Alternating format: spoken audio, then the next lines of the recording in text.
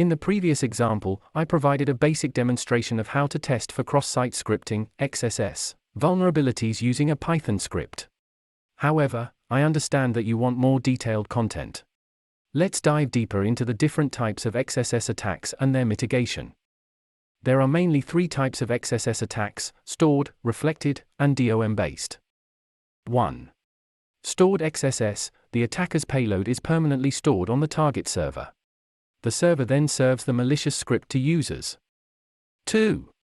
Reflected XSS. The attacker's payload is included as part of a URL, which is typically sent to the victim via email. When the victim clicks on the URL, the script is executed. 3. DOM-based XSS. In this case, the payload manipulates the document object model, DOM, of the web page, changing its structure and executing the payload in the victim's browser. For each of these attacks, different test methods might be employed. Here, we enhance our previous example to test for stored XSS. In the example, we test for stored XSS. The function test_stored_XSS takes an additional parameter, submit_URL, the URL where form data is posted. Another additional parameter is param, the name of the parameter that the web application uses to store user inputs.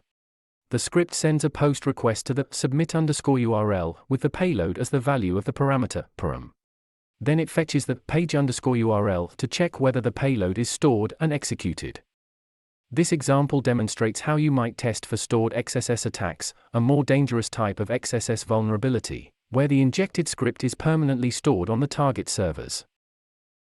To protect against XSS attacks, developers must ensure that user inputs are properly sanitized. This can include 1.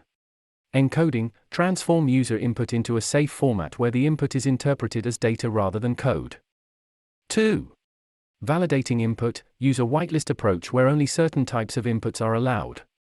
3. Updating and patching. Keep all systems updated and patched against known vulnerabilities. 4. Implementing CSP, content security policy, can prevent the execution of unsafe inline scripts. 5. Using HTTP-only cookies. This prevents JavaScript from accessing session cookies.